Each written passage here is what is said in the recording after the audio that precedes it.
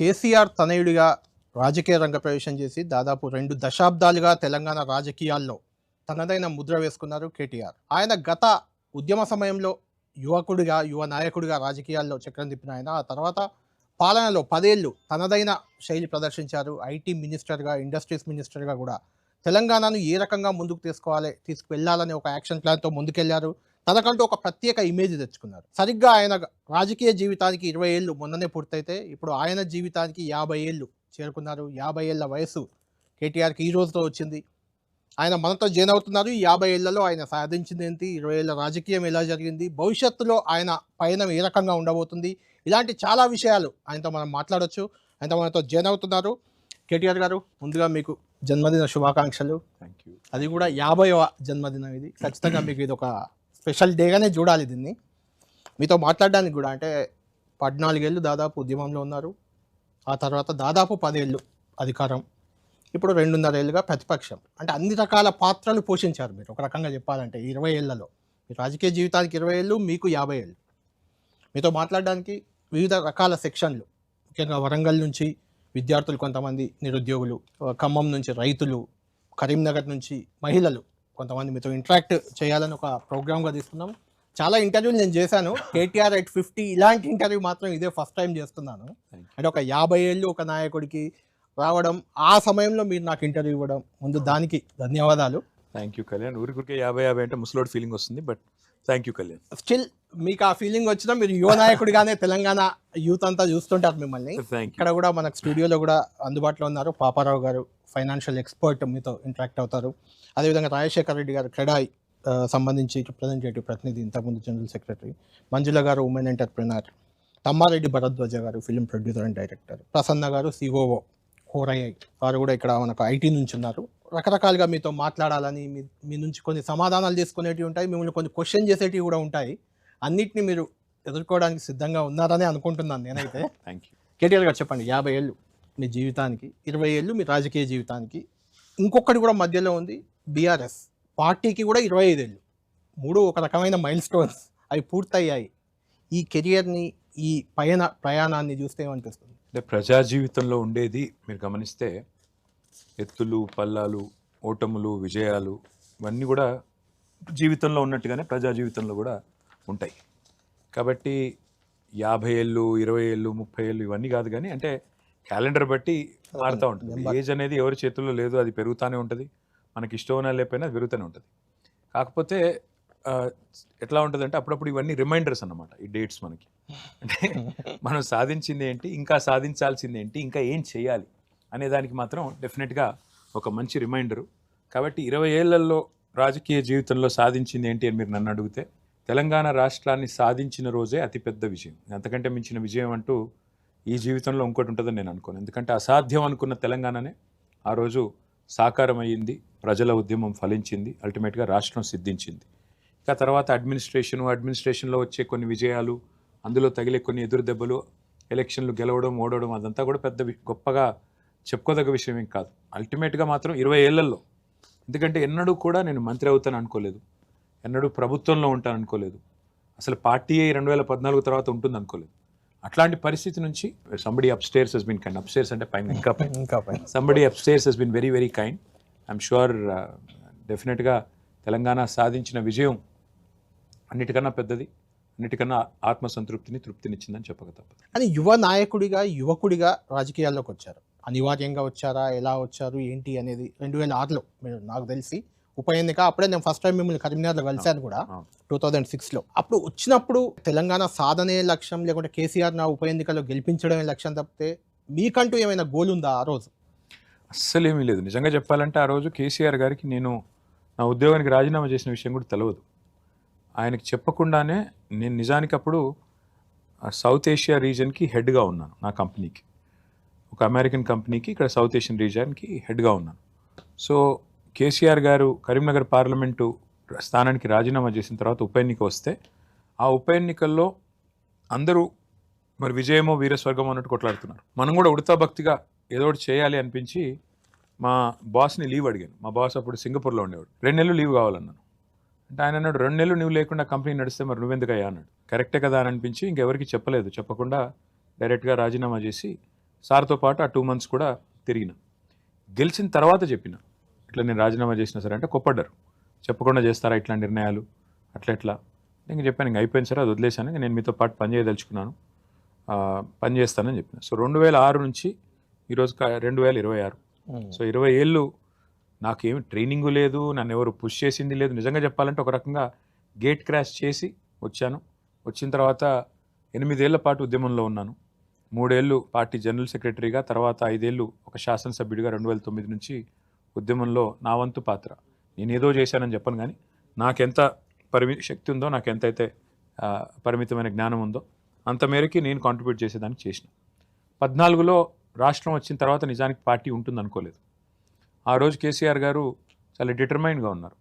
కాంగ్రెస్ పార్టీలో మర్జ్ అవుతుంది పార్టీ అనేది మేమందరం అనుకున్నాం. నేనైతే సోనియా గాంధీ గారి ఇంటికి మేమందరం ఆవిడకి థ్యాంక్స్ చెప్పడానికి పోతున్న రోజు నా వైఫ్కి చెప్పిన, నేను this is my last day in politics, party merge అయిపోతుంది, ఇంకా తర్వాత నాకేం పని లేదు, నేను కాంగ్రెస్ లాంటి అసహ్యకరమైన పార్టీలో నేను చూసుకోలేను, నా వల్ల కాదు, ఆ పార్టీ దేశంలో ఉండే సకల దరిద్రాలకు మూలం ఆ పార్టీ, కాబట్టి ఆ పార్టీని నేను భరించలేను, నేను పోలేను, రాజకీయం వదిలేస్తా అని చెప్తే మా ఆవిడ చాలా సంతోషపడ్డది, మంచి పని చేస్తున్నావు అన్నది. సో అట్లా that was suppose to be my last day. ఇక ఆ తర్వాత అనుకోకుండా అనివార్యంగా జరిగిన పరిణామాల్లో పార్టీ ఒంటరిగా పోటీ చేయాల్సి వచ్చింది. తర్వాత అధికారంలోకి వచ్చాము. వచ్చిన తర్వాత కూడా కేసీఆర్ గారు మొట్టమొదటిసారి మంత్రివర్గంలో బాధ్యత ఇస్తా అన్నప్పుడు కూడా నేను వద్దన్నాను. ఎందుకంటే అన్న మీరు బద్నాం అవుతారు, నేను మంత్రి అవుతే వచ్చేదేముంది, మీరు ముఖ్యమంత్రిగా ఉన్నారు, నేను వచ్చి చేసేదేముంటుంది సార్, మీరు మళ్ళీ కొడుకిచ్చాడు అంటారు క్యాబినెట్లో, కాబట్టి బాగుండదేమో అంటే ఆయన ఒకటే మాట అన్నారు, నేను ఇవ్వాలి కాదు, ఇంకో 20 సంవత్సరాల తర్వాత నీకు పదవి ఇచ్చిన అదే మాట అంటారు, ఇచ్చినప్పుడు ప్రూవ్ చేసుకోకుండా నువ్వు ఫెయిల్ అవుతే నేను ఎవడు కాపాడలేడు, ప్రూవ్ చేసుకో, పని చేయి, గట్టిగా పని చేయి అని చెప్పి వారు చెప్తే వారి మాటను శిరసావహించి బాధ్యత తీసుకున్నాను. సిన్సియర్గా పనిచేశాను. దానికి తగ్గట్టుగానే కొన్ని కితాబులు వచ్చినాయి, కొన్ని విమర్శలు కూడా వస్తాయి, అది రాజకీయంలో అది కామన్. కాబట్టి నాకు తోచినంత మేరకి, నాకున్న శక్తి మేరకు అయితే సిన్సియర్గా, ప్యాషనేట్గా రాష్ట్రం కోసం పనిచేసిన ఆ తృప్తి ఉంది. బట్ భవిష్యత్తులో మళ్ళీ తిరిగి ఖచ్చితంగా కేసీఆర్ గారు ముఖ్యమంత్రి కావాలన్న ఒకే ఒక కమిట్మెంట్, అది తప్ప వేరే గోల్ లేదు, ఇంకేం లేదు. జనరల్ కేటీఆర్ గారు మనం చూస్తుంటాం, పొలిటీషియన్లు అయినా లేదంటే ముఖ్యంగా సీనియర్ స్టార్స్ పొలిటీషియన్లు ఇద్దరు ప్రధానంగా, వాళ్ళ ఫాదర్ ఏదైతే వాళ్ళ సన్ డాటర్ వాట్ ఎవర్ వాళ్ళు అదే కావాలి అనే ఒక ఆలోచనలో ఉంటుంటారు చిన్నప్పటి నుంచే. దాదాపు ఎక్కువ మంది డాక్టర్ల పిల్లలు డాక్టర్లు అవుతారు, అవును, యాక్టర్ల పిల్లలు యాక్టర్లు అవుతారు. అది ఎందుకంటే ఇంట్లో దగ్గర నుండి ఏదన్నా చూస్తున్నప్పుడు తల్లిని కానీ తండ్రిని కానీ ఆ వాతావరణ ప్రభావం సహజంగానే ఉంటుంది. నేను అదే అనబోతున్నాను, మీకు రాలేదు అది అని నేను అడుగుతుంది అదే. ఆ ప్రభావం ఉంటుంది, మీరు రాజకీయాల్లోకి రావాలనుకోలేదు చిన్నప్పుడు కూడా. రాజకీయాల్లోకి రావాలన్న ఆసక్తి ఉండింది కానీ, బట్ అట్లా అనుకోకుండా ఆ టైంలో వస్తానన్న అంటే టైమింగ్ అవగాహన అంతే. బట్ రావాలన్న ఆసక్తి మొదటి నుంచి ఉంది. కానీ వచ్చిన తర్వాత ఇదేదో మనకు వారసత్వ హక్కు, ఇది మనమే దీనికి శాశ్వతం, లేదా కేసీఆర్ గారు చేసిన పదవులని నేను చేయాలి, అట్లాంటి పిచ్చి భ్రమలు నాకేం లేవు. మీరు కరెక్ట్గా ఏ రోల్ ప్లే చేయడానికి ఇంట్రెస్ట్గా అనిపించింది, ఏ రోల్ ఇబ్బందిగా అనిపిస్తుంది అంటే ఏం చెప్తారు? యాక్చువల్లీ ఇప్పుడు 3 పాత్రలు చూస్తే తృప్తినిచ్చింది ఏంటి అంటే ఉద్యమ పాత్ర. ఎందుకంటే ఉద్యమంలో మేము ఉండేది 10 మంది ఎమ్మెల్యేలు ఆ రోజు టీఆర్ఎస్కి, కానీ మేము హీరోలాగా తిరిగేది. ఎందుకంటే మొత్తం ప్రజాబాహుల్యం అంతా మాకు సపోర్ట్గా ఉంది బయట అనే ఒక విశ్వాసంతో మాకు అదొక హీరో వర్షిప్ ఉండేది. బయట ఎక్కడ పోయినా వీళ్ళు కొట్లాడుతున్నారు, ఇప్పుడు ఎట్లయితే ఢిల్లీలో పిల్లలు పోరాటం చేస్తున్నారు, ఎట్లయితే ఒక ఎస్టాబ్లిష్మెంట్కి వ్యతిరేకంగా పోరాటం చేస్తున్నారు, అట్లా మాకు కూడా ఒక హీరో 10 మందికైనా 10,000 మంది వచ్చేవాళ్ళు వెనక, అట్లుండేది ఆటోమేటిక్ గా. కాబట్టి అన్నిటికన్నా ఎక్కువ తృప్తినిచ్చింది అది. కానీ అన్నిటికన్నా ఎక్కువ ఎంజాయ్ చేస్తున్న పాత్ర ఏంటంటే ఆపోజిషన్. ఎందుకంటే ఇప్పుడు ఆపోజిషన్లో గత 2.5 yearsగా నాకు మాత్రం చాలా బాగుంది. ఎందుకంటే మీరు బాధ్యత ఉన్నప్పుడేమో కొద్దిగా బాధ్యతతో చాలా ఒళ్ళు దగ్గర పెట్టుకొని మాట్లాడాలి అని చెప్తే కూడా చాలా జాగ్రత్తగా ఉండాలి, మళ్ళీ డెలివర్ చేయాలి, చేయకపోతే నాయకుడికి, పార్టీకి, ప్రభుత్వానికి, రాష్ట్రానికి చెడ్డ పేరు వస్తుంది. కానీ ప్రతిపక్షంలో ఏముంది, బ్రహ్మాండంగా మీరు బాగా మాట్లాడొచ్చు, ధాటిగా మాట్లాడొచ్చు, అవతల వాళ్ళు ఏమైతే చెప్పి వాగ్దానాలు నెరవేర్చట్లేదో బ్రహ్మాండంగా ఓపెన్గా చెప్పొచ్చు, ప్రజల్ని ఆకట్టుకునే విధంగా మంచి జనరంజకంగా మాట్లాడచ్చు. అక్కడి వరకు ఓకే, కానీ నేను 20 ఏళ్ళ నుంచి దాదాపు కేటీఆర్ను చూస్తున్నాను. 20 ఏళ్ళ నుంచి అయితే ఈ 2.5 ఏళ్ళ కేటీఆర్కి గతంలో ఉన్న 18 ఏళ్ళ క్రితం నుంచి ఉన్న కేటీఆర్కి కొంచెం తేడా కనిపిస్తుంది. అంటే మీ క్వశ్చనింగ్ స్టైల్లో కానీ, మీరు మాట్లాడే విధానంలో కానీ మీ అగ్రెషన్ పెంచారు, ఆ డోస్ పెంచారు. రేవంత్ రెడ్డిని టార్గెట్ చేస్తూ అంటున్న మాటలు కానీ, రేవంత్ రెడ్డి అని కాదు, అంటే చాలామంది ఏమనుకుంటారంటే టెక్నాలజీ మినిస్టర్గా పనిచేశాను కాబట్టి ఓన్లీ సాఫ్ట్వేర్ అనుకుంటారు. హార్డ్వేర్ కూడా ఉంటుంది మనిషిలో. సాఫ్ట్వేర్ ఉంటుంది, హార్డ్వేర్ ఉంటుంది. ఆ హార్డ్వేర్ అనేది అప్పుడప్పుడే బయటకు వస్తుంది. అంతేగాని సందర్భానుసారంగా మాట్లాడతాం. కానీ ఇప్పుడు ఒక ముఖ్యమంత్రి గారు అసెంబ్లీలో బడివే అనే మాట మాట్లాడొచ్చా? ఆయన మాట్లాడినప్పుడు ఏం చేయాలి మేము? పంటలకు నీళ్ళు ఇవ్వయా స్వామి అంటే రక్తం చల్లుకోండి అంటే ఏమనాలి అలాంటి ముఖ్యమంత్రిని? ఇంకేమనాలో తప్పదు కదా. సో అప్పుడప్పుడు ఎట్లా ఉంటుందంటే నాకు ఇష్టమున్నా లేకపోయినా, మీకు ఇష్టమున్నా లేకపోయినా సందర్భానుసారంగా అవతల వ్యక్తి మానసిక పరిస్థితి, అవతల వ్యక్తి భాష, ఆయన పరిజ్ఞానం, ఆయన పరిధి బట్టి మనం కూడా స్పందించాల్సి వస్తుంది. లేకపోతే ఇప్పుడు నేను బురదగుంటలోకి దిగి నేను మాత్రం వైట్ షర్ట్ వేసుకున్నా, నాకు బురద అంటకూడదంటే ఎట్లా కుదురుతుంది? అవతల వాడు నేను బురదలోకి లాగుతున్నాడు, రొంపిలోకి లాగక తప్పదు. నువ్వు కూడా అంతే అదే స్థాయిలో దాడి చేయక తప్పదు. 65 ఏళ్ళు అధికారం ఇచ్చిన తర్వాత కూడా ఇవాళ 2.5 సంవత్సరాలు మాత్రమే వారు ఉన్నట్టు, ఇదివరకు ఎన్నడూ అధికారంలో లేనట్టు వాళ్ళు మాట్లాడుతున్న మాటలు చూస్తుంటే అప్పుడప్పుడు విడ్డూరంగా అనిపిస్తుంది. ఆ ఆవేశం కానీ ఇంకోటి కానీ అప్పుడప్పుడు మేబీ అట్లా కనబడుతుందో, మీకు అగ్రెషన్ లాగా కనబడుతుంది. జనరల్గా ఈ 2.5 ఏళ్ళ పాలన మీరు ప్రతిపక్షంలో ఉన్నారు కదా, ఏమనిపిస్తుంది? మీరు రాజకీయాల్ని, నాకు తెలిసి మీ చిన్నప్పటి నుంచి రాజకీయ జీవితంలో ఉన్నోళ్ళే మీరు. ఈ పాలన ఇప్పుడు రాష్ట్రంలో జరుగుతున్న పాలన కానీ అక్కడ మీరు అన్నట్టు ఇంతకుముందు చెప్పినట్టు కాక్రోచ్ జనతా పార్టీ లాంటి పుట్టుకొస్తున్నాయి, అంటే ప్రభుత్వాలను పడేసే రకంగా తయారవుతున్నాయి. ఓన్లీ తెలంగాణ గురించే కాదు కానీ భారతదేశం కూడా చూస్తే స్పష్టంగా ఒకటి కనబడుతూ ఉంది. అంటే మీడియా మేనేజ్మెంట్ చేసి, కేవలం హెడ్లైన్ మేనేజ్మెంట్ చేసి ప్రజల పర్సెప్షన్ మేనేజ్ చేయొచ్చు, ఎలక్షన్లు గెలవచ్చు అన్న కాడికి రాజకీయం వెళ్ళిపోయింది. వాళ్ళు అసలు రాజకీయ నాయకులుగా, ప్రజాప్రతినిధులుగా మాకిచ్చిన మ్యాండేట్ ఏంటి, మేము ఇచ్చిన హామీలు ఏంటి, అవి నెరవేర్చామా లేదా అన్న దానికంటే రోజుది రోజు అవతల వాడు ఎంత స్పేస్ తీసుకుంటున్నాడు మీడియాలో, నేను ఎంత తీసుకోవాలి, దానికి ఏం చేయాలి, ఎట్లా ప్రజల పర్సెప్షన్ మేనేజ్ చేయాలి, ఎట్లా సోషల్ మీడియా ద్వారా నెరేటివ్ సెట్ చేయాలి. ఇది ఇప్పుడు పొలిటికల్ కన్సల్టెంట్లు, స్ట్రాటజిస్టులు వచ్చిన తర్వాత ఇదొక జాడ్యం వచ్చిన తర్వాత ఇప్పుడు ఏంటంటే ఇంకా అసలు ఎన్నికలు గెలవడానికి అవతల వాడి ఓట్లు ఎట్లా చీల్చాలి, ప్రజలను ఎట్లా బుట్టలో వేసుకోవాలి, మరి 1-4 అబద్ధాలు గట్టిగా పెద్ద గొంతు పెంచి ఎట్లా చెప్పాలి, ఇదే ధోరణి గత చాలా కాలంగా నడుస్తూ ఉంది. కాబట్టి ఓన్లీ తెలంగాణ అనను కానీ ఈ జబ్బు దేశమంతా వచ్చింది, రాజకీయాల్లోకి వచ్చింది. ఇది వాంఛనీయమైన పరిణామం కాదు. అల్టిమేట్గా ప్రజలకి మీరేం చేశారు, 5 ఏళ్ళు మీకు అవకాశం ఇస్తే అది చెప్పాలి. మీరు ఇచ్చిన మాట ఏంటి, మీరు చేసింది ఏంటి, దాని బేసిస్లో ఓటు అడగాలి. ఒకసారి గెలుస్తాం, ఒకసారి ఓడిపోతాం. ఇది సైక్లికల్ ప్రాసెస్ ఇది. అంతేగాని బుకాయింపు, బెదిరింపులు, దబాయింపులు ఇవి నడవు. కానీ ఇక్కడ ఒక డిఫరెంట్ చర్చ ఉంది. మీరు చెప్పిన దానికే ప్రతిపక్షం స్టిల్ అధికార పక్షంగా బిహేవ్ చేస్తుందని, అధికార పక్షం స్టిల్ ప్రతిపక్షంగా ఉందని. అంటే అది ముఖ్యమంత్రి గారిని చూస్తే అనుమానం మీకు కలుగుతుంది. ఎందుకంటే ఇంత ఫ్రస్ట్రేషన్లో ఉన్న ముఖ్యమంత్రిని ఎవరిని నేను చూడలేదు. ఆయన ఎందుకు గొంతు చించుకుంటున్నాడో, ఎందుకు గావు కేకలు పెడుతున్నాడో. కేసీఆర్ గారు 2.5 ఏళ్లలో ఏ ఒక్కరోజు కూడా ఆయన పేరు తీసుకోలేదు, ముఖ్యమంత్రి పేరు. కానీ ముఖ్యమంత్రి గారు మాత్రం కేసీఆర్ గారిని తలుచుకొని రోజు లేదు. అసలు అన్నిసార్లు రాముడినో లేకపోతే కృష్ణుడినో తలుచుకుంటే పుణ్యమనో వస్తుంది ఆయనకి. అంటే ఆ ఫ్రస్ట్రేషన్ ఏదైతే ఉందో అట్లా చూసినప్పుడు ప్రజలకు అనిపిస్తోందేమో ఈయన ప్రతిపక్షంలో ఉన్నాడు, వాళ్ళే అధికారంలో ఉన్నారు, దానికి మేమేం చేయగలం. అంటే మీరు కూడా అధికారంలో ఉన్నట్టు, లేకుంటే అధికారంలోకి రాబోతున్నట్టు ఒక ఫీల్ చేస్తున్నారు, అలానే ఉన్నారు బీఆర్ఎస్ వాళ్ళు అనే చర్చకి ఏం చెప్తారు? అట్లా కూడా కొంత అలా ఉండకుండా ఎట్లుంటాం బ్రదర్? ఇప్పుడు మాకు సబ్జెక్ట్ తెలుసు. ముఖ్యమంత్రి గారు లాగా నాకు అధికారులను అడిగి తెలుసుకోవాల్సిన అవసరం లేదు. దేవాదులు ఏ బేసిన్లో ఉంది, నల్లమల్ల తెలంగాణలో ఉందా, లేకపోతే వందే మాత్రం అనరా, అట్లాంటి పరిస్థితి మాకు లేదు. మా నాయకుడు మాకు ట్రైనింగ్ అట్లా ఇచ్చారు. మా నాయకుడు ఒక సమర్థుడైన నాయకుడు. ఆయనతో పనిచేసే క్రమంలో మాకు ఖచ్చితంగా విషయ పరిజ్ఞానం మాకు కొద్దిగా ఎక్కువే ఉంటుంది. విషయ పరిజ్ఞానం ఉన్నవాడికి ఆత్మవిశ్వాసం కూడా ఎక్కువ ఉంటుంది. దానికి కొంతమంది అహంకారం అనొచ్చు, ఇంకొకరు ఇంకో పేరు పెట్టొచ్చు. కానీ ఏదేమైనప్పటికీ ఒకటి మాత్రం వాస్తవం, ఇవాళ తెలంగాణని కేసీఆర్ గారు బీఆర్ఎస్ ప్రేమించినంతగా ఏ ఒక్క పార్టీ ప్రేమించలేదు. ఏ ఒక్క పార్టీ కూడా ఆ విషయంలో మాకు పోటీ కానీ సాటి కానీ కాదు. రేవంత్ రెడ్డికి విషయ పరిజ్ఞానం లేదు, లేదంటే ఆయన చాలా సందర్భాలు ఆయన పేరు కూడా తీసుకోలేదు, మీరు అంటున్నారు. జనరల్ గా మీ బీఆర్ఎస్ నాయకులు అంటున్నది ఆయనకు విషయ పరిజ్ఞానం లేదని, లేకుంటే ఆయనకు ఇంగ్లీష్ రాదని, ఇలాంటిది కొంత సోషల్ మీడియాలో ఆయనే ఒప్పుకుంటున్నాడు అనుకోండి, అది ఇంగ్లీష్ రాదని ఆయనే చాలా సందర్భాల్లో అన్నారు. కానీ అదే సందర్భంగా మిమ్మల్ని ఒక కామెంట్ చేస్తున్నాడు. ఆయన అమెరికాలో బాత్రూమ్లు కడుక్కునే ఆయన మంత్రి అయ్యిండు, లేకుంటే ఇంకెవరో ఏదో ముఖ్యమంత్రి అయ్యారు, ఇంకెవరో మంత్రి. ఇంతకంటే మీకు తెలంగాణ ఏమి ఇవ్వాలి, ఏం చేయాలి? అమెరికాలో నేను బాత్రూమ్లు కడిగేటప్పుడు రేవంత్ రెడ్డి గారు పక్క నుంచి ఫినాయిల్ పోసేటోడు కదా. అట్లా అన్నప్పుడు ఏమనిపిస్తుంది? ఎందుకు వచ్చాము ఈ దరిద్రంలోకి అనిపిస్తుంది. నేను కూడా అనొచ్చు కదా, బోడల మీద సున్నాలు వేసుకొని బతికేవాడు, నీకు జూబ్లీ హిల్స్లో ఇల్లు ఎట్లు వచ్చినాయి, నేను కూడా అనొచ్చు, చాలా అనొచ్చు.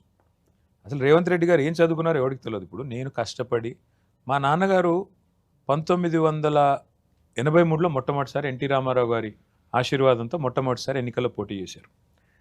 83లో ఓడిపోయారు. 85లో ఎమ్మెల్యే అయ్యారు. 85 నుంచి ఈరోజు 2026 వరుసగా గత 41 సంవత్సరాలుగా కేసీఆర్ గారు అటు ఏదో చట్టసభలో ఉన్నారు, ఎమ్మెల్యేగా ఉన్నారు, ఎంపీగా ఉన్నారు. వారు చేయని పదవి ఏమీ లేదు. అంటే 41 సంవత్సరాలుగా అప్రతిహతంగా కేసీఆర్ గారు పదవుల్లోనే ఉన్నారు. కేసీఆర్ గారు పుట్టినప్పుడే ఆయన ఇల్లే 5 ఎకరాల ఇల్లు, ఆయనకి 9 మంది అక్క చెల్లెళ్ళు, 100 ఎకరాల ఆస్తి. అలాంటి ఆస్తి పరువుని పట్టుకుని, అలాంటి కుటుంబాన్ని పట్టుకుని ఏదో అడుక్కు తినే వాళ్ళలాగా బాత్రూమ్లు కడుక్కునే వాళ్ళు. అప్పుడప్పుడు అనిపిస్తుంది, ఏం చేస్తున్నాం ఈ దరిద్రంలో, ఎందుకున్నాము, ఎవడు పడితే వాడు అడ్డమైన మాటలు మాట్లాడుతుంటే ఎందుకు పడుతున్నాము అనిపిస్తుంది. కానీ ఒకసారి once you signed up for this, నువ్వు కూడా అదే స్థాయిలో ఆన్సర్ చెప్పాలి, తప్పదు. ఇందులోకి వచ్చి నేను చెప్పను, నేను మడిగట్టుకొని కూర్చుంటాను అంటే కుదరదు. అప్పుడు నేను కూడా అడగాల్సి వస్తుంది. గోడల మీద సున్నాలు పూసుకునే సన్నాసికి ఇవాళ 100,000 కోట్ల ఏడికెళ్ళి వచ్చినా నేను అడిగితే మరి ఆయన ఫీల్ అవుతాడు. కానీ చాలా అడగొచ్చు, అదే టోన్లో మాట్లాడాలంటే చాలా చెప్పొచ్చు. అక్షరం ముక్క రాదు పొట్టకొస్తే. ఇప్పుడు ఇంగ్లీష్ రాకపోవడం సమస్య కాదు కళ్యాణ్. చైనాలో చాలా మందికి రాదు ఇంగ్లీష్, చైనాలో పెద్ద పెద్ద నాయకులకు కూడా ఇంగ్లీష్ రాదు. ఇంగ్లీష్ రాకపోవడం సమస్య కాదు. సమస్య ఏంటి అంటే నీకు తెలుగు కూడా సరిగ్గా రాదు కదా. తెలుగులో బూతులు తప్ప ఏమొచ్చు నీకు? ఇంకా ఈ సన్నాసి వచ్చి జర్మన్ భాష నేర్పించండి, జపనీస్ భాష నేర్పించండి పిల్లలకి, కొరియన్ భాష. విద్యాశాఖ మంత్రి అయినోడికి ఆ తెలుగు అన్న ఏడవాలి. నీకు టీచర్లకు వచ్చా ముందు జర్మను, జపనీస్, కొరియన్ ఎక్కడి నుంచి నేర్పిస్తారు వాళ్ళు? అది చెప్పకుండా ఏదో సొల్లు పురాణం చెప్తాను, ఆ సొల్లు పురాణం చెప్పగానే 2 బాకాలు ఉదే పత్రికలో లేకపోతే మీడియాను పట్టుకొని వాళ్ళు ఓహో ఆహా ఇంద్రుడు చంద్రుడు విజనరీ గడిది గుడ్డు. దానిక ముఖ్యమంత్రి చేయాల్సిన పని. చక్కగా దివ్యంగా నడుస్తున్న రాష్ట్రాన్ని ఇవాళ దరిద్రం దిశగా తీసుకొని పోతా ఉన్నాడు. ఫస్ట్ ర్యాంక్ అండి దేశంలో ఈజీ ఆఫ్ డూయింగ్ బిజినెస్లో తెలంగాణది. ఇవాళ 13 ర్యాంక్ పడిపోయింది. Is Telangana rising or falling? Real estate బ్రహ్మాండంగా పరుగులు పెడతా ఉండింది, ఇవాళ దాన్ని మొత్తం దివాలా తీయించాడు. ఒకటి కాదు, ఏ రంగం తీసుకోండి మీరు, అంతెందుకు స్టేట్ రెవెన్యూస్ తీసుకోండి, జిఎస్టీలో డౌన్ ఉన్నాం. ఇవాళ ఒక ఎక్సైజ్ తప్ప, ఒక మందు గమనం తప్ప మిగతాదంతా మందగమనమే. వెహికల్ సేల్స్ తగ్గినాయి, జిఎస్టీ తగ్గింది, స్టాంప్స్ డ్యూటీ తగ్గింది, స్టాంప్స్ అండ్ రిజిస్ట్రేషన్స్ రెవెన్యూ తగ్గింది, మైనింగ్ రెవెన్యూ తగ్గింది. ఎందులో ఉన్నావు నువ్వు రైజింగు? ఒక స్కాముల్లో రైజింగ్, లూటీలో రైజింగ్, కరప్షన్లో అద్భుతమైన ర్యాంకులు తప్ప ఎందులో రైజింగ్లో ఉన్న తెలంగాణ ఈరోజు? మరి అలాంటప్పుడు మేము పరుషంగా మాట్లాడితే, గట్టిగా మాట్లాడితే ఆయన మళ్ళీ బూతుల పురాణం చదువుతాడు. మేము కూడా అప్పుడప్పుడు తప్పనిసరి పరిస్థితులు మేము కూడా మాట్లాడతాం. అంటే బీఆర్ఎస్ పార్టీ 10 ఏళ్ళది కూడా అవినీతిని ఎక్కువ ఎస్టాబ్లిష్ చేసి ఫోకస్ చేసి ఆ ప్రచారంతోనే బీఆర్ఎస్ ఓడిపోయింది, మళ్ళీ రాదు వాళ్ళు అనే రకంగా ప్రొజెక్షన్ జరుగుతుంది. అసలు అవినీతి జరగలేదా 10 ఏళ్ళ? 2.5 సంవత్సరాలు అయింది. ఇప్పుడు మేము అధికారం కోల్పోయి అర్భకుల్లాగా ఇంకా అర్థనాదాలు చేస్తున్నారు, హాహాకారాలు చేస్తున్నారు, ఇంకా కూడా అదే ఆరోపణలు చేస్తున్నారు తప్ప ఒక్కటి రుజువు చేయమనండి. దాన్ని అవినీతి జరిగింది నిజమే అయితే అధికారంలో ఉన్న వాళ్ళు చేయాల్సింది ఏంటి? రుజువు చేయాలి కదా. కాళేశ్వరం కూలేశ్వరం అన్నారు, దివ్యంగా ఉంది కాళేశ్వరం. ఏమైంది? 2 పిల్లర్లు కుంగినాయి. ఏమైంది కాళేశ్వరానికి? ఇవాళ రైతులు అడుగుతున్నారు, ఏమయ్యా 31 నెలలు అయింది కదా, ఆ 2 పిల్లర్లను సర్దడానికి మేస్త్రీలు లేరా, సుతారాలు లేరా, లేకపోతే సిమెంట్ లేదా, ఏం లేదా నీకు బుద్ధి లేదా అని అడుగుతున్నారు. ఏం చెప్తారు? నిజమే అవినీతి నిజమే అని మీరు అనుకుంటే రుజువు చేయమనండి. టెలిఫోన్ ట్యాపింగు, సినిమా యాక్టర్ల ఫోన్లు ట్యాప్ చేసేమన్నారు. నేను అడిగాను, ఇక్కడే మీ ఆఫీస్ ఎదురుగానే వాళ్ళ జూబ్లీ హిల్స్ పోలీస్ స్టేషన్ పిలిస్తే పోయాను. ఏ యాక్టర్ల నెంబర్లు ట్యాప్ చేసామయ్యా మేము ఇవ్వండి అని అడిగాను. ఎవరిది కాలేదు అన్నారు. మరి ఎందుకు రాస్తున్నారు చెత్త రాతలు? మీడియా వాళ్ళు రాస్తున్నారు కదా, చెప్పరా మీరు అంటే మేము చెప్పాం కదండి అంటారు. ఎవరికి చెప్పావని అడిగాను. అంటే ఈ దేశంలో దరిద్రం ఏంటంటే ఫలానా వాడు దొంగ అంటేనేమో ఒకటే సెకండ్లో నమ్ముతారు, కాదు వాడు మంచివాడు అంటే ఎవరు నమ్మరు. అయితే కేటీఆర్ టార్గెట్ కానీ కేటీఆర్ వ్యక్తిత్వ హననం ప్రధానంగా చేసే ప్రయత్నం అనేది ఇప్పుడే కాదు, చాలా రోజుల నుంచి జరుగుతుంది. ఈవెన్ మంత్రి కొండా సురేఖ లాంటి వాళ్ళు మీరు కేసు వేశారు, సరే అది కోర్టులో ఉంది మ్యాటర్. అలాంటి విమర్శలకు కేటీఆర్ కానీ బీఆర్ఎస్ కానీ సమయానుకూలంగా ఆ సమయంలో స్పందించలేదు, దాంతో అది ఇంకా కొంచెం స్ప్రెడ్ అయింది అనే చర్చకి ఏం చెప్తారు? అంటే కళ్యాణ్ గారు, వాస్తవం ఏంటంటే నేను అధికారంలో ఉన్నప్పటి నుంచే ఇది ప్రచారం జరుగుతుంది. అదొకటి డ్రగ్స్ తీసుకుంటాడని ఒకడు అంటాడు, అంటాడు ఇష్టం వచ్చినట్టు హీరోయిన్లు ట్యాపింగ్, లేని తిరుగుబోతని చాలా. ఇప్పుడున్న ముఖ్యమంత్రి మాట్లాడాడు పేర్లు తీసుకుని, మరి దరిద్రం తీసుకొని కూడా. అంటే బ్రదర్ నేనేమనుకున్నానంటే ఈ వెధవ వాగుడు, ఈ చెత్త వాగుడు, ఈ చెత్త ప్రచారాలు ఎవరు నమ్ముతారు, ఎందుకు నమ్ముతారు? ప్రజలకి కావాల్సింది ఏంటి? నాకు నీళ్ళు వస్తున్నాయా లేవా, మా రోడ్లు బాగున్నాయా లేవా, లా అండ్ ఆర్డర్ బాగుందా లేదా, లేకపోతే మాకు రావాల్సిన స్కీమ్లు అందుతున్నాయి. ఇది మా మైండ్ సెట్ అట్లా ఉండింది.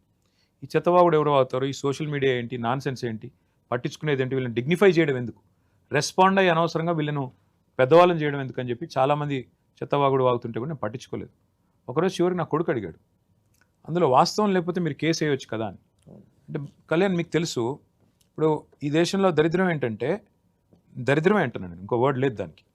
నా మీద ఎవరన్నా ఇష్టం వచ్చిన ఆరోపణలు చేస్తే నాకున్న ఒకే ఒక్క మార్గం న్యాయస్థానానికి వెళ్ళి నేను డిఫమేషన్ సూట్ వేయడం. అవును.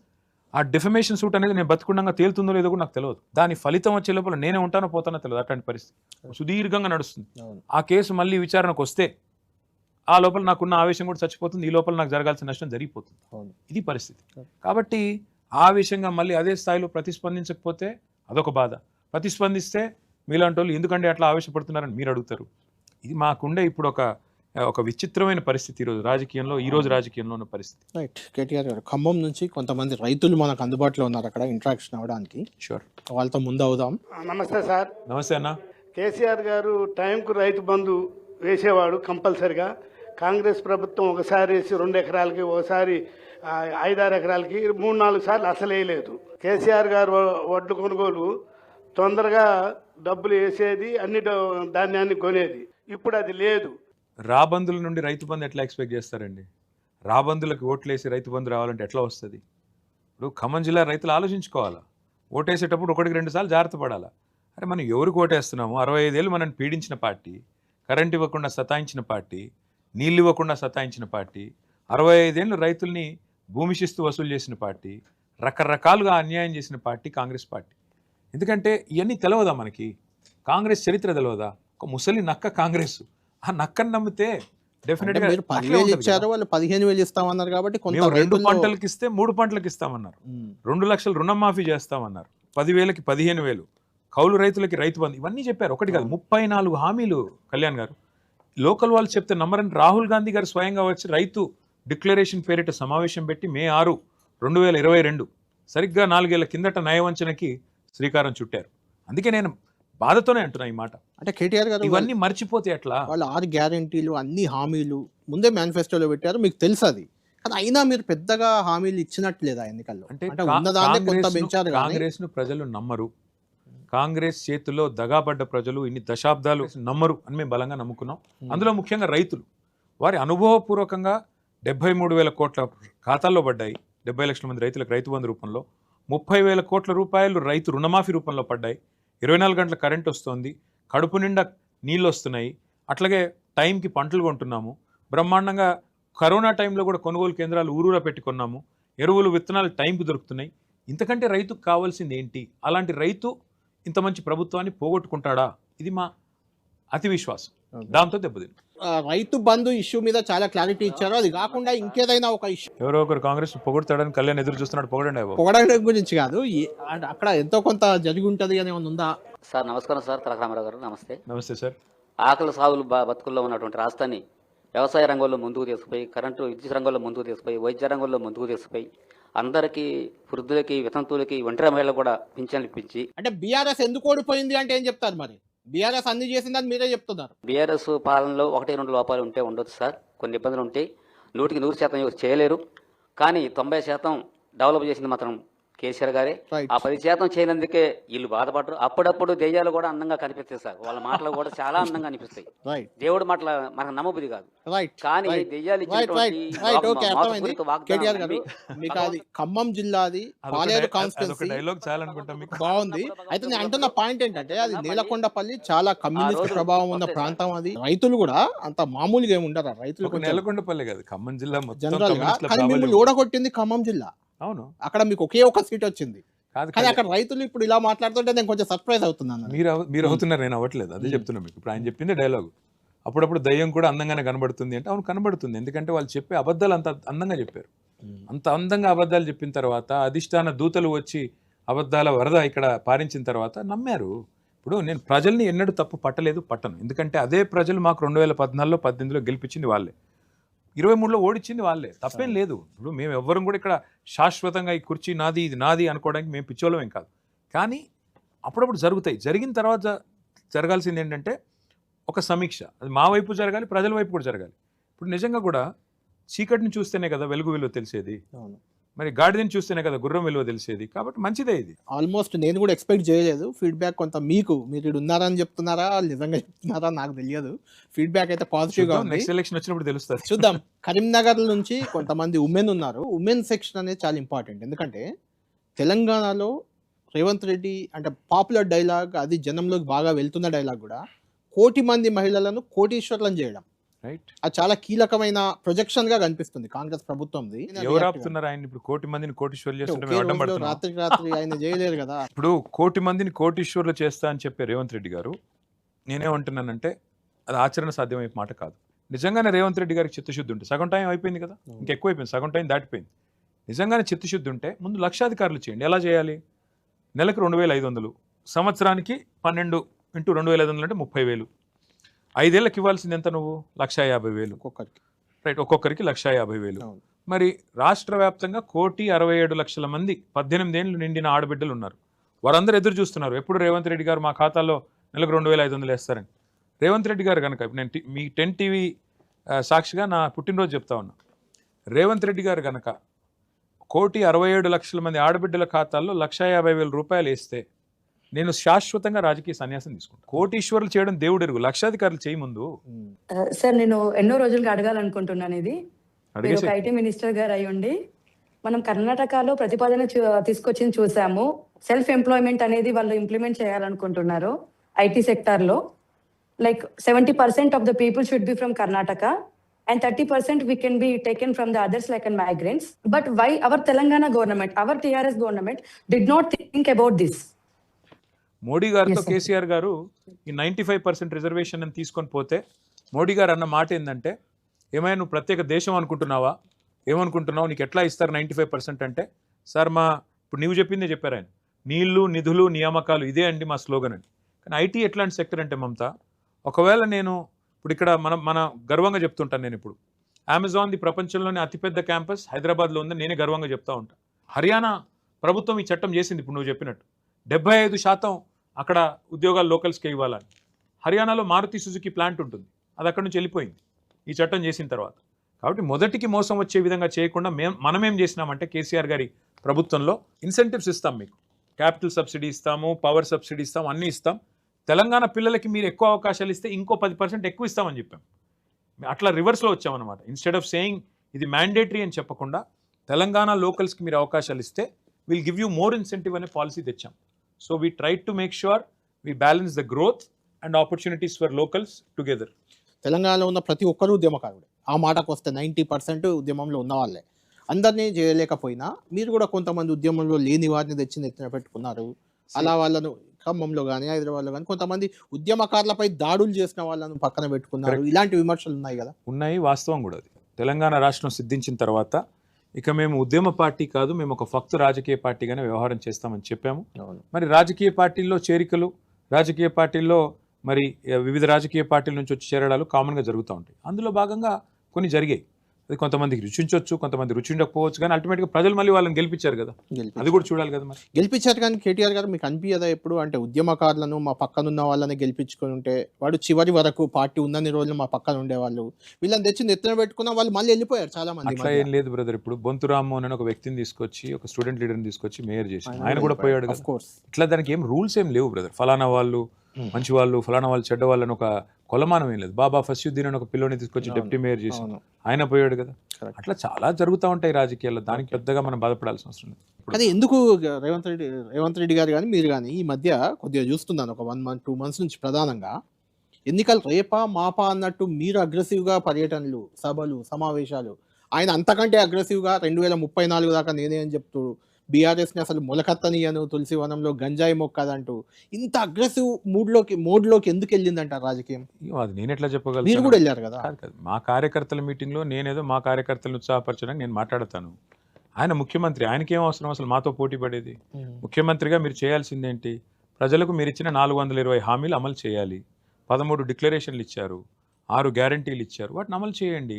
అమలు చేసి డబ్బా కొట్టుకోండి, నేను వద్దన్నా. అది చేయలేక అసమర్థతను కప్పిపుచ్చుకోవడానికి మా మీద ఏదో ఇష్టం వచ్చినట్టు ఏ జాతి నీది, ఈ జాతి నీది అని మాట్లాడితే ఇక్కడ చూస్తా ఊరుకోవడానికి ఎవరు రెడీగా లేరు. ఎందుకంటే నువ్వు ఒక అసమర్థుడు అని చెప్పాల్సి వస్తుంది. ఏ జాతి నీది అంటే నీలాగా సంచులు మోసే జాతి కాదని చెప్పాల్సి వస్తుంది. ఏ జాతి నీది అంటే నీలాగా తెలంగాణను వ్యతిరేకించిన జాతి కాదు అని చెప్పాల్సి వస్తుంది. ఏ జాతి నీది అంటే చెప్పాల్సి వస్తుంది నీళ్ళుండి కూడా ఇవ్వలేని అసమర్థ జాతి మాత్రం కాదు, తెలంగాణలో సాగునీటి రంగంలో నెంబర్ 1 చేసిన జాతి నాదని చెప్పాల్సి వస్తుంది. రైట్. కేటీఆర్ గారు వరంగల్ నుంచి కొంత ఇప్పుడు జెన్జీ మూవ్మెంట్ అంతా నడుస్తుంది, కాక్రోచ్ పార్టీ కానీ వాటెవర్ ఇలాంటి, అక్కడ కొంతమంది విద్యార్థులు వాళ్ళు ఉన్నారు. చివరిగా వారితో మాట్లాడి మనం ఇక్కడ ఉన్న వివిధ రంగాల నిపుణులతో మాట్లాడదాం. వరంగల్లో చాలా మంది వచ్చినట్టున్నారు. కొంచెం కేటీఆర్ ని యూత్ ఐకాన్ అని కూడా అక్కడక్కడ అంటుంటారు, మరి అందుకే వచ్చారు అంతమంది 50 ఏళ్ళకి ఏం యూత్ ఐకాన్ అంటూనే ఉంటారు అలానే మిమ్మల్ని. సార్ మీరు ఒక పోడ్కాస్ట్లో అన్నారు be a job creator not a seeker అని. ఇక్కడ స్టూడెంట్స్కి లైక్ వాళ్ళకి కొత్త కొత్త ఇన్నోవేటివ్ ఐడియాస్ ఉన్నాయి, బట్ ప్రాపర్ సీడ్ ఫండింగ్ అనేది లేదు, అండ్ ఆల్సో అవేర్నెస్ అనేది లేదు. ఇది ఒక మెయిన్ ఇష్యూ అయింది. దీన్ని మీరు ఎలా రిజాల్వ్ చేయాలని అనుకుంటున్నారు? 3 things. 1, వరంగల్లో ఆ రోజుల్లో నేను మంత్రిగా ఉన్నప్పుడు అక్కడికి సైంట్ లాంటి కంపెనీని, టెక్ మహీంద్రా లాంటి కంపెనీని, ఇంకా చాలా టెక్నాలజీ కంపెనీస్ని అక్కడికి తేవడం జరిగింది. ఇప్పుడు ఏమున్నదో లేదో నాకు తెలియదు. అట్లాగే యూఎస్ నుంచి ఒక క్వాడ్రంట్ రిసోర్సెస్ అనే కంపెనీని కూడా తీసుకొచ్చి వాళ్ళది ఒక పెద్ద క్యాంపస్ కూడా నేనే వచ్చి ఇనాగరేట్ చేసిన. ఎందుకంటే అక్కడ చాలా ఇంజనీరింగ్ కాలేజెస్ ఉన్నాయి, చాలా డిగ్రీ కాలేజెస్ ఉన్నాయి. పిల్లలకి అవకాశాలు వాళ్ళ ఊర్లోనే కల్పించాలి, వరంగల్ని కూడా ఒక Tier 2 టౌన్గా అత్యుత్తమంగా తీర్చిదిద్దాలని చెప్పి శాయశక్తుల నా ప్రయత్నం నేను చేసిన. దాంతోపాటు ఐటీ హబ్లోనే మీకు ఇక్కడ హైదరాబాద్లో ఉండే టీ హబ్కి శాటిలైట్ సెంటర్ని కూడా మీ ఐటీ హబ్లోనే ఏర్పాటు చేసినాం. టాస్క్ అని చెప్పేసి ఇంకో సెంటర్ కూడా అక్కడే పెట్టాం, Telangana academy for skills and knowledge. So మీకు స్కిల్ సెట్ ఉంటే, మీకు ఒక ఐడియా ఉంటే, దాన్ని ప్రోడక్ట్ రూపంలో కానీ దాన్ని ఎట్లా ముందుకు తీసుకెళ్లాలనే దానికి టీ హబ్ అనేది అదే. 50,000 ఉద్యోగాలకు మీరు నోటిఫికేషన్లు ఇచ్చి వాళ్ళకి ఉద్యోగ నియామక పత్రాలు ఇవ్వకుండా ఆపారు. ఆఫ్ కోర్స్ అది మీ ఫెయిల్యూర్ అంటే ఒప్పుకోరా? అది వీళ్ళు ఇచ్చారు. ఏముంది, మేము రొటీన్ ప్రాసెస్ అనుకున్నాము. ఇప్పుడు మాకు రేషన్ కార్డులు ఇవ్వడం గొప్ప విషయం అని తెలియదు, 6.5 లక్షల కార్డులు ఇచ్చాము. కానీ దానికి కూడా డబ్బా కొట్టుకోవాలి, దానికి కూడా పతాక శీర్షికల్లో పత్రికలను మేనేజ్ చేసి రాయించుకోవాలి, లేదా మొత్తం ఊరంతా పోస్టర్లు వేయాలని మాకు తెలియదు. రొటీన్ విషయం కదా, కార్డులు ఇచ్చేది, ఉద్యోగాలు ఏముంది అనుకున్నాం. చివరికి 8 మెడికల్ కాలేజీలు ప్రారంభోత్సవం చేస్తుంటే కూడా తెలంగాణ రాకముందు అసలు తెలంగాణలో ఉన్న మొత్తం మెడికల్ కాలేజీలు ఎంత? 5. ఒకటే రోజు కొత్తగా 8 మెడికల్ కాలేజీలు ప్రారంభోత్సవం చేస్తుంటే కూడా తెల్లారి మేము పేపర్ అడ్వర్టైజ్మెంట్ వేసుకోలేదు. అంటే ఒక రకంగా మా PR ఫెయిల్యూర్ అది, అంతేగాని పని చేయక కాదు. ఇప్పుడు ప్రతి జిల్లాలో మెడికల్ కాలేజ్ ఉన్న ఒకే ఒక్క రాష్ట్రం భారతదేశంలో తెలంగాణ. Welcome back. కేటీఆర్ గారు మనతో వివిధ రంగాలకు చెందిన చాలామంది నిపుణులు ఉన్నారు, వాళ్ళతో మాట్లాడదాం. దాని ముందు ఒక క్వశ్చన్ అది, మీరు చాలామంది కూడా చాలా చేసాం, ఎందుకు ఓడిపోయాం తెలియదు అని వాళ్ళు అంటున్నారు, మీరు కూడా అంటున్నారు. గత ఎన్నికల్లో ఓడిపోవడానికి స్పష్టంగా తెలుసు. కొన్ని ప్రధానంగా ఒక 2-3 రీజన్స్ అయితే ఉన్నాయి. అంటే తెలియదు అనడం తప్పు. నాకు స్పష్టంగా ఏమనుకుంటున్నారు, మీరు చెప్పే రీజన్ ఏంటి? చాలా ఉన్నాయి. ఒకటి కొంతమంది అభ్యర్థుల్ని మార్చాల్సి ఉండే, number 1. Number 2, better public relation management చేయాల్సి ఉండే, PR మేనేజ్మెంట్ చేయలేదు. నెంబర్ 3, డెఫినెట్గా ప్రయారిటీస్లో కొన్ని అంటే ఇవాళ సమాజం ఎట్లా మారింది అనే విషయాన్ని అర్థం చేసుకోవడంలో కొంత మేము వెనుకబడ్డాం. ఉదాహరణకి రైతు బంధు ఇచ్చాము కదా అని మేము అనుకున్నాం, కానీ డిస్కషన్ ఎట్లా ఉందంటే, నాకు ఇచ్చినారు సరే, ఫలానా ఆయనకి ఎందుకు ఇచ్చారు, నాకంటే ఎక్కువ డబ్బులు ఉన్నోడికి ఎందుకు ఇచ్చారు. 100 ఎకరాలు ఎవరికి ఉండదు. తెలంగాణలో సీలింగ్ చట్టం ఉంది, 100 ఎకరాలు ఎవరికి ఉంటుంది? ఏదో మాట్లాడతారు, రేవంత్ రెడ్డి లాగా తలాతో కలిగిన వాళ్ళు మాట్లాడతారు. అది 50 ఎకరాలకు మించి ఎవరికి లేదు. కాబట్టి ఆ 50 ఎకరాలు ఉన్న ఆయనకి ఎందుకు ఇచ్చారు అని మాట్లాడతారు. అట్లా కొంత సమాజంలో వచ్చిన మార్పుల్ని మేము పట్టడంలో కొంత అక్కడక్కడ అంచనా వేయడంలో తగ్గాం. మొదటిసారి అధికారంలోకి వచ్చేప్పుడు కొంత అందరితో, జనంతో కానీ నాయకులతో కానీ దగ్గరగా ఉన్న కేటీఆర్ కానీ కేసీఆర్ కానీ, రెండోసారి 88 సీట్లు వచ్చిన తర్వాత ముఖ్యంగా మీ మీద అయితే ప్రధానంగా ఉంది అహంకారం కేటీఆర్కి వచ్చిందని, లేకుంటే కేసీఆర్ ప్రజలకు నాయకులకు దూరం అయ్యారు, ఎవరిని కలవలేదని, దానివల్ల వీళ్ళ అహంకారాన్ని దించాలని ఒక కాన్సెప్ట్ తప్ప వీళ్ళు అన్నీ ఇచ్చారు కానీ వీళ్ళకి అహంకారం వచ్చింది. ఇప్పుడు అహంకారం అన్నారు. ఎక్కడ నేను చూపెట్టింది ఎక్కడ అహంకారం? నేను ఎవరినన్నా ఉస్మానియా విద్యార్థులను పట్టుకుని బిర్యానీ బ్యాచ్ అన్నానా? లేకపోతే మా లంబాడా సోదరుని బూతులు తిట్టానా? వాళ్ళని తీసుకుపోయి జైల్లో పెట్టించానా? కేటీఆర్ గారి బాడీ లాంగ్వేజ్ కానీ కాదు. ఇప్పుడు నాకు ఆత్మవిశ్వాసం ఎక్కువ కళ్యాణ్, నాకు ఆత్మవిశ్వాసం ఎక్కువ. ఆత్మవిశ్వాసం ఉన్నవాడు అప్పుడప్పుడు గట్టిగా మాట్లాడితే అది అహంకారం నాకు కనబడుతుండొచ్చు. మేబీ అది మ్యానుఫ్యాక్చరింగ్ డిఫెక్ట్ కూడా కావచ్చు. దాన్ని నేనేం చేయగలను? ఐటీ నుంచి మనకి ప్రసన్న కోర్ AI COO గారు ఇక్కడ అందుబాటులో ఉన్నారు, ఒకసారి వారితో మాట్లాడదాం. First of all happy birthday and many happy returns of the day. Thank you Prasanna. So మీరు టెక్నాలజీ మినిస్టర్గా ఉన్నారు. Obviously you are in the network of many CEOs and founders. What you personally are experiencing the shift that is happening, అంటే ఇప్పుడు ఏఐతో shift that is happening, మీరు ఎంత updated ఉన్నారు from your point of view? What you see as your perspective on that? ప్రపంచంలో మీరు చరిత్రలో చూస్తే ఇలాంటి పెను మార్పులు వచ్చిన ప్రతిసారి మనుషుల నైజం ఏంటి అంటే they imagine the worst always. Every time there is a big change. Even AI for instance health కేర్లో, అంటే ఒక గవర్నమెంట్ పర్స్పెక్టివ్లో చెప్తున్నా, ఎడ్యుకేషన్లో, అగ్రికల్చర్లో, కామన్ మ్యాన్కి హెల్ప్ అయ్యేదాన్ని. I think it is going to open up new vistas, new frontiers, and it is going to be a game changer. But I do see a lot of interesting things happening. With AI, now data proliferation is happening. And personally speaking, I have not been using any of the tools though. ఎందుకు అని అడుగుతారా? ఎందుకంటే నాకు గుర్తుంది, చిన్నప్పుడు నాకు అన్ని నెంబర్లన్నీ, phone నెంబర్లన్నీ గుర్తుండేది. తర్వాత ఫోన్ వచ్చినాక ఫోన్ నెంబర్లు మర్చిపోయాను. నేను ఇప్పుడు పేర్లు చూస్తే తప్ప నాకు ఫోన్ నెంబర్లు గుర్తులేవు. అట్లాగే చిన్నప్పుడు క్యాలిక్యులేటర్ లేకుండా క్యాలిక్యులేట్ చేసేటోని. క్యాలిక్యులేటర్ వచ్చిన తర్వాత, మన ఫోన్లో క్యాలిక్యులేటర్ వచ్చిన తర్వాత అది ముట్టింది నేను ఆఖరికి 2 into 12 ఎంత అంటే కూడా చెప్పేదానికి కొంత అప్పుడప్పుడు కష్టం అవుతుంది ఫాస్ట్గా. So I'm a little worried that you should not become overtly dependent, but I see the great benefit of AI as a tool, and I think we've only scratched the surface. AI వల్ల ఉద్యోగాలు పోతే మళ్ళీ నిరుద్యోగం పెరిగితే ప్రభుత్వ ఉద్యోగాలు ఇవ్వాలి అనే ఒక డిమాండ్, అంటే గతంలో మీరు ఇవ్వలేదు, ఇప్పుడు కాంగ్రెస్ ఉద్యోగాలు ఎన్ని ఇవ్వగలుగుతారు? ప్రభుత్వ ఉద్యోగాలు భారతదేశంలో లేదా ప్రపంచంలో ఎక్కడైనా మీరు చూసుకుంటే ఏ ప్రభుత్వమైనా తన పాపులేషన్లో మాక్సిమం 2% మంది కంటే ఎక్కువ ఎక్కడ అకామిడేట్ చేయలేదు. మరి మిగతా వాళ్ళ సంగతి ఏంటి? మిగతా 3,92 లక్షల మంది సంగతి ఏంటి? We have to, that's why attract private sector investment. That is where IT becomes important. That is where life sciences becomes important. అందుకే ప్రభుత్వాలు రెడ్ కార్పెట్లు పరిచి ఇన్వెస్ట్మెంట్లు ఆహ్వానించేదే అందుకు. తర్వాత సెల్ఫ్ ఎంప్లాయ్మెంట్ అదొక ఆప్షన్, మహిళా సంఘాలనండి, ఇంకోటనండి. సో అన్ని రకాలుగా అల్టిమేట్గా సమాజంలో రెస్ట్లెస్నెస్ లేకుండా, సమాజంలో లాలెస్నెస్ లేకుండా చూసుకోవాల్సిన బాధ్యత సమిష్టిగా సమాజం మీద ఉంటుంది. తమ్మారెడ్డి భరద్వాజ్ గారితో మాట్లాడదాం. నమస్తే సార్. భరద్వాజ్ గారు. నమస్తే sir. First of all happy birthday sir. Thank you sir. సినిమాల దగ్గరకు వచ్చేటప్పటికి మీరు 2-3 మీటింగులు పెట్టారు, నేను కూడా అటెండ్ చేశాను. ఆ తర్వాత ఎందుకో అసలు ఆ సినిమా ఇండస్ట్రీని గురించి సీఎం గారు కూడా 1-2 సార్లు చెప్పారు, అందరం మాట్లాడదామన్నారు, చేస్తామన్నారు, రాచకొండ అన్నారు, అది లేదు. సినిమాటోగ్రఫీ మినిస్టర్ 10 years కంటిన్యూస్గా ఒకటే స్టేట్మెంట్ ఇచ్చారు, ఇప్పటి నుంచి ఏదో నంది అవార్డ్స్ ఏదో చేస్తాము. Same statement was given for all the 10 years, nothing was done. మరి ఈ ప్రశ్నకు సమాధానం నా దగ్గర అయితే లేదు సార్. ఎందుకు ఇవ్వలేదు నంది అవార్డులు అంటే నాకు తెలీదు, నాకు వ్యక్తిగతంగా తెలీదు. బట్ ఏదో కారణం ఉండే ఉంటుంది. అవార్డ్స్ని వదిలేసిండి. అంటే రాచకొండ ఫిలిం సిటీది కేసీఆర్ గారికి ఒక గ్రాండ్ విజన్ ఉండింది, పెద్ద ఎత్తున చేద్దాము, దాదాపు ఒక 2.5-3 వేల ఎకరాల్లో పెద్ద ఎత్తున ఒక యూనివర్సల్కి మించిన స్టూడియో కట్టాలి అని ఒక ఎజెండా అయితే ఉండింది. అన్ఫార్చునేట్లీ కొంత వర్క్ కూడా జరిగింది, కానీ ల్యాండ్ ఎక్విజిషన్ కూడా కొంత జరిగింది. అన్ఫార్చునేట్లీ అది కార్యరూపం దాల్చే లోపలే ఏదో జరిగి ఉంటుంది. ఏంటి అనేది ఇప్పుడు నేను ఎగ్జాక్ట్గా ఇతమిద్దంగా ఇది అని చెప్పలేను, కానీ ఏదో జరిగి ఉంటుంది సార్. ఆర్థిక రంగ నిపుణులు పాపారావు గారు ఆ క్వశ్చన్ కంటిన్యూ చేద్దాం. అంటే సరే, కేసీఆర్ గారి హయాంలో, టీఆర్ఎస్ హయాంలో మా బ్రతుకులు బాగుపడతాయని నమ్మకాలను కోల్పోయినటువంటి తెలంగాణ ప్రజలకి కేసీఆర్ గారు బ్రతుకులు బాగు చేసి చూపించడంతో యాస్పిరేషన్స్ పెరిగినప్పుడు మీకు అందుకే చూడండి, డీబీటీ ఎక్కడైతే ఇన్వాల్వ్ అయిందో, డైరెక్ట్ బెనిఫిట్ ట్రాన్స్ఫర్, యాస్పిరేషన్స్ పెరిగినప్పుడు ఇది సాధ్యమే అని ఒక నమ్మకం వచ్చిన ప్రజలకి ఇంకా ఎక్కువ చేస్తాం అనేసరికి సాధ్యం కావట్లేదు కదా. ఇప్పుడు దీనికి ఏం చెప్తారు? తెలంగాణ ఆర్థిక పరిస్థితి కావాలని చేసింది అనేది మన అందరికీ తెలుసు కదా, చెప్పింది చేయాలనుకుని చేసి చెప్పింది కాదనేది కూడా మాకు అందరికీ అర్థమవుతుంది ఇప్పుడు. థ్యాంక్ యూ పాపారావు గారు, that was definitely insightful. Basic ఎకనామిక్స్లో ఫిలాసఫీ ఏంటంటే, మేము ఫాలో అయిన ఫిలాసఫీ సంపద పెంచండి, పేదలకు పంచండి, అది మేము ఫాలో అయిన ఫిలాసఫీ. సో తెలంగాణ వచ్చిన రోజు ఇక్కడ తలసరి ఆదాయం 94,000 రూపాయలు. మేము దిగిపోయిన నాడు భారతదేశంలో నెంబర్ 1 3,27,000 రూపాయలు. కాబట్టి ఎంతసేపు అప్పులు పెరిగినాయి అంటారు, సంపద పెరిగింది ఎవరు చెప్పరు. నీకు చేతనైతే, సమర్థత ఉంటే సంపద పెంచు, పేదలకి పంచు, అంతే కదా. ప్రధానంగా తెలంగాణలో గత దాదాపు ఆల్మోస్ట్ 10-12 ఏళ్ళుగా కూడా అదే సబ్జెక్టు. మీరు కాళేశ్వరమే కడుతున్నాం, రైతులకు నీళ్ళు ఇస్తాం, పంటలు పండిస్తామని ఒకసారి ఎన్నికలకు పోయారు, పండించి చూపించామంటూ ఇంకోసారి ఎన్నికలకు పోయారు. ఇప్పుడు దానిలో అవినీతి ప్రధాన టాపిక్, అవినీతి మారిపోయింది కాళేశ్వరంలో. అవినీతి జరిగింది అని మీరు భావిస్తే అధికారం మీ చేతుల్లో ఉంది, రుజువు చేయండి ఎక్కడ అవినీతి జరిగింది. తెలంగాణకి ప్రాణేశ్వరం కాళేశ్వరం ఎట్లా అంటారా? సింపుల్.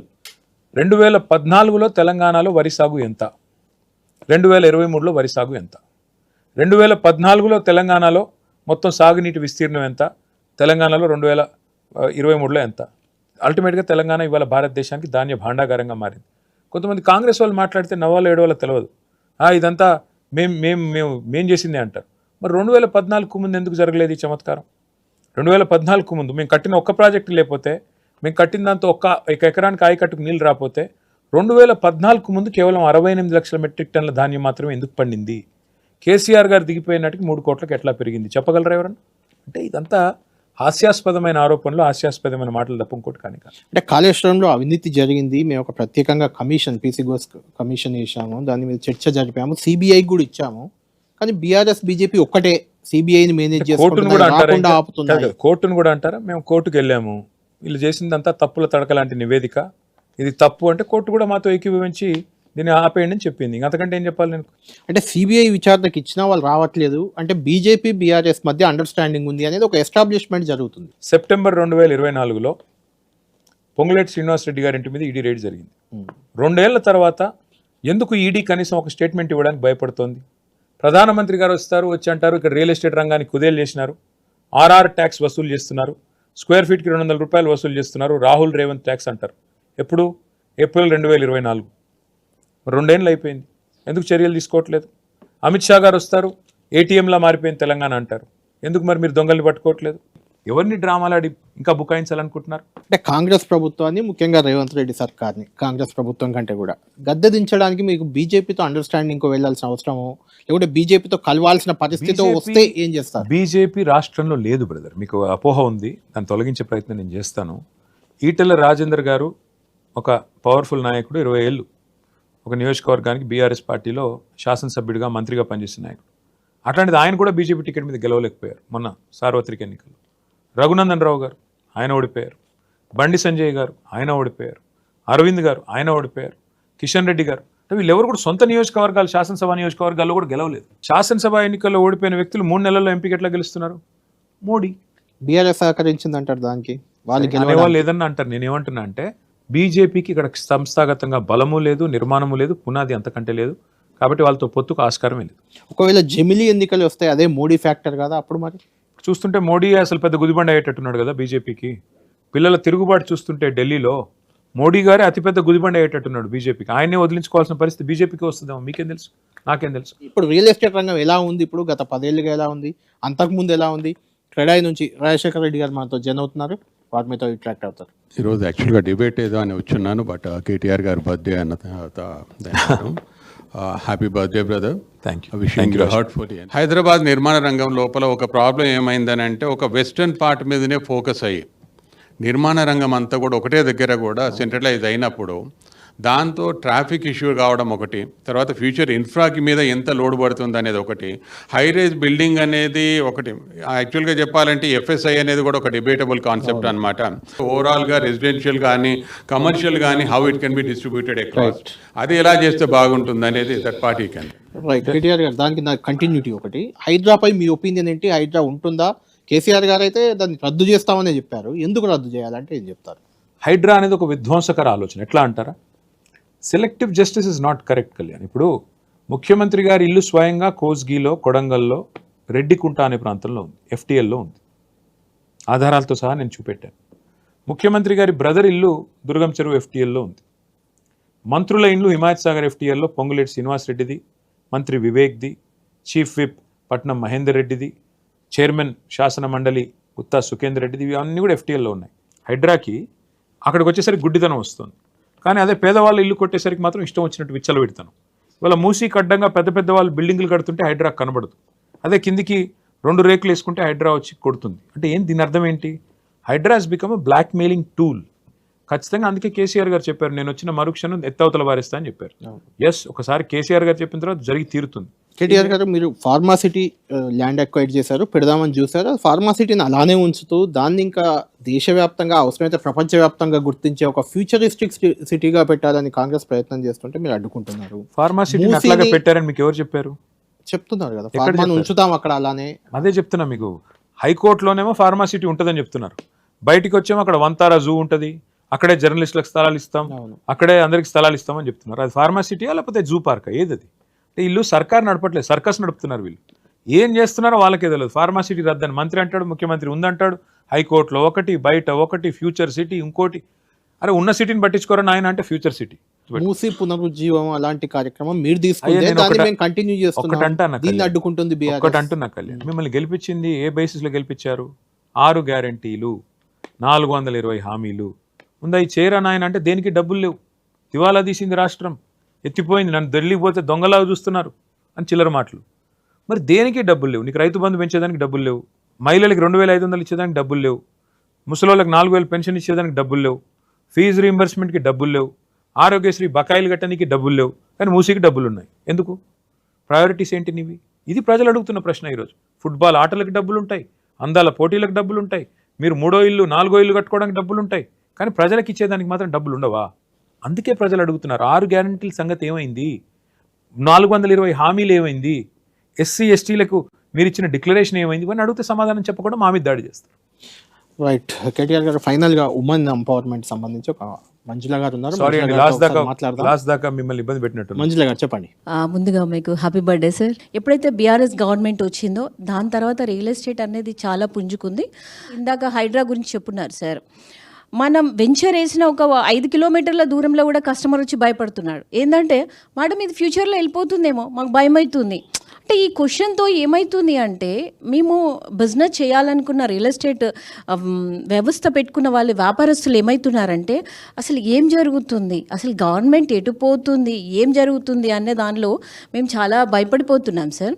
మళ్ళీ బీఆర్ఎస్ గవర్నమెంట్ వచ్చిన తర్వాత కూడా మాకు వీళ్ళు చేసిన అరాచకం నుంచి, వీళ్ళు చేసిన అస్తవ్యస్తమైన పరిస్థితి నుంచి బయటికి రావడానికి, సర్దుకోవడానికి ఒక 2-3 ఏళ్ళు పడుతుంది. ఎందుకంటే అంత చండాలం చేస్తున్నారు వీళ్ళు. నేను ఇవాళ ఏ బిల్డర్ని కలిసినా ఆనెస్ట్గా చెప్తా ఉన్నాను, రక్త కన్నీరే, ఇంకా వేరే ఏం లేదు. లిటరలీ చెప్తున్నాను, ఎవరిని కలిసినా ఎవరిని కదిపినా ఎట్లా ఉంది మార్కెట్ అంటే చాలు దారుణం సార్. ముందే స్లంప్ ఉంది, మీది నుంచి ఇష్టం వచ్చిన వసూళ్ళు, ఇష్టం వచ్చిన. మొన్న ఒక బిల్డర్ పేరు చెప్పను కానీ ఆయన ఒక మాట అన్నారు, సార్ నాకు మీ ప్రభుత్వంలో నాకు ఒక కేసీఆర్ గారు మాత్రమే తెలుసు, కేసీఆర్ గారు ఆఫీస్ మాత్రమే తెలుసు. ఈ ప్రభుత్వం వచ్చినాక 200 కాంపౌండ్ చుట్టూ తిరుగుతున్నాను సార్, నేను ఎక్కడ తిరిగి చావాలి సార్ నేను అన్నాడు. అంటే ఎవరి కాంపౌండ్ చుట్టూ తిరగాల్సిన అవసరం లేకుండా ఆ రోజు చట్టాలు రూపొందించాం. ఏ నాయకుడైతే తెలంగాణను సాధించారో, ఏ నాయకుడైతే తెలంగాణను అందరికంటే ఎక్కువ ప్రేమిస్తారో ఆ నాయకుడికి తిరిగి తెలంగాణ మళ్ళీ అవకాశం ఇస్తుంది. కేసీఆర్ గారు మళ్ళీ వస్తారు. క్విక్గా కంక్లూడ్ చేద్దాం. ఒక 2-3 పొలిటికల్ క్వశ్చన్స్ లాస్ట్లో. ఒకటి, మీరు రాబోయేది మా ప్రభుత్వం అనేది చాలా ధీమాగా ఉన్నారు, దానికి ప్రధానంగా ఏంటి కారణం అనుకుంటున్నారు? ఏమీ లేదు అంటే ఒక్కసారి కేసీఆర్ గారి పరిపాలన చూసిన తర్వాత ఇప్పుడు కాంగ్రెస్ పరిపాలన చూస్తే ఎవరికైనా గుర్తొచ్చేది మళ్ళీ కేసీఆర్ గారే. అంటే there is a interesting phenomenon Kalyan, RRR అంటారు దాన్ని, RRR. RRR. ఫస్ట్ ఆర్ ఏంటి అంటే రీకాల్. ప్రజలు ఎప్పుడైనా సరే గుర్తు చేసుకుంటారు, ఓహో ఆ గవర్నమెంట్ బాగుండేది, దీనికంటే అదే బెటర్ ఉండేది, రైతు బంధు టైం పడేది, కరెంట్ చక్కగా వచ్చేది, యూరియా దొరికేది, ఇట్లా గుర్తు చేసుకుంటూ ఉంటారు. ఉద్యోగాలు అప్పుడే ఎక్కువ ఇచ్చారు, గుర్తు చేసుకుంటారు ప్రతి స్పియర్ ఆఫ్ లైఫ్లో. రెండవది regret. Second R is regret, పశ్చాత్తాపడం, బాధపడడం, అరే తప్పు చేశాము, ఎందుకు అనవసరంగా వీళ్ళని తీసుకొచ్చాము, బాగున్నదని చెడగొట్టుకున్నాం.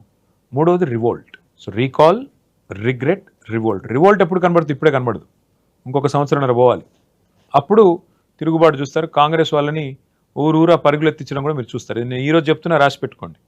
వాళ్ళ ఢిల్లీలో ఏ సీన్స్ అయితే చూస్తున్నారో తెలంగాణలో ఆ సీన్స్ భవిష్యత్తులో మీరు చూస్తారు. కాంగ్రెస్ ప్రభుత్వానికి వ్యతిరేకంగా ప్రజలు కదం తొక్కుతారు, గ్రామాన కాంగ్రెస్ నాయకులను పరుగులు పెట్టిస్తారు. ఇది గుర్తుపెట్టు అని మీరు అంటున్నారు.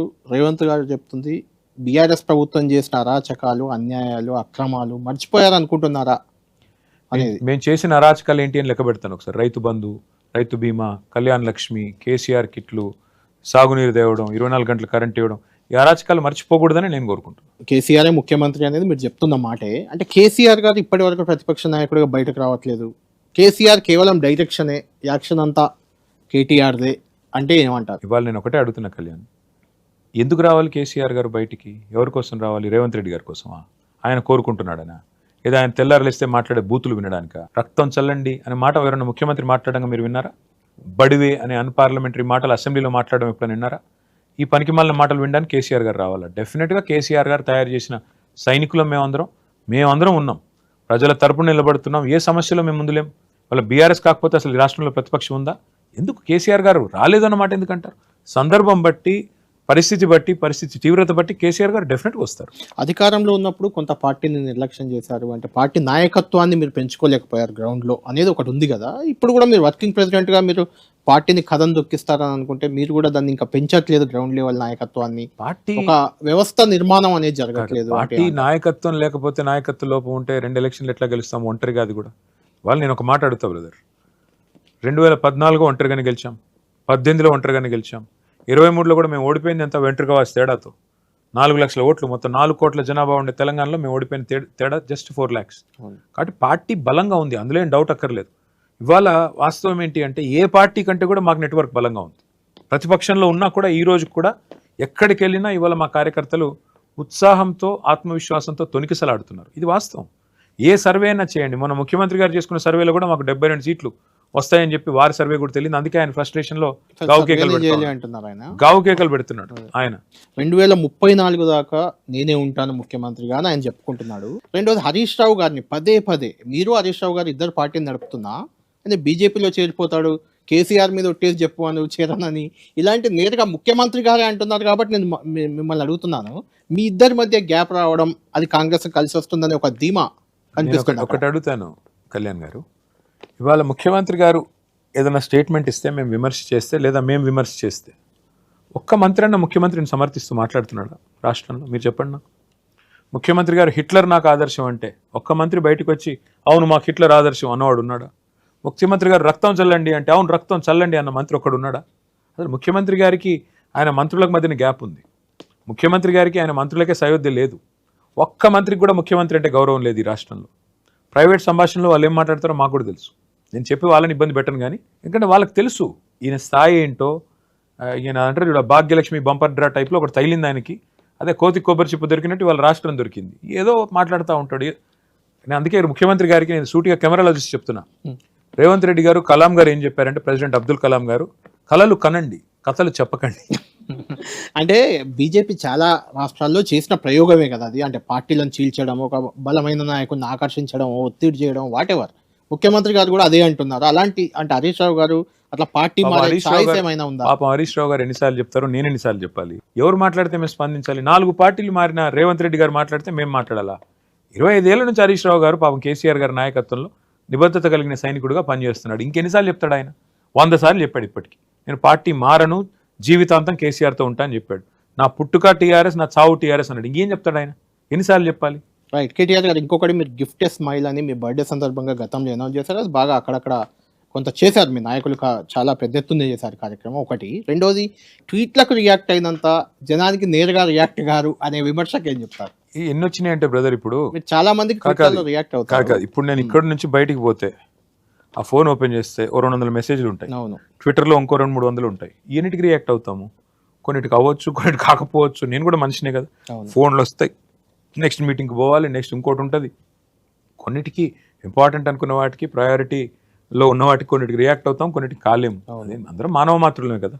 కాబట్టి కొన్ని ఏమైనా పొరపాట్లు జరుగుతున్నాయేమో, నాకు అంతకంటే ఎక్కువ చెప్పలేను కానీ, but yes, wherever there was a situation that demanded my attention, I responded always. చాలా వరకు మీరు అవుతూ ఉంటారు, అక్కడక్కడ కనిపిస్తుంటాయి కూడా. ఫైనల్గా చెప్పండి, మీ ఈ ఇంటర్వ్యూ చూస్తున్న కార్యకర్తలకు కానీ ప్రజలకు కానీ వాట్ ఎవర్ 2.5 ఏళ్ళు, ఇంకా 2.5 ఏళ్ళు మీ కార్యాచరణ ఏంటి? ఏ రకంగా యాక్టివ్గా ఉండబోతున్నారు?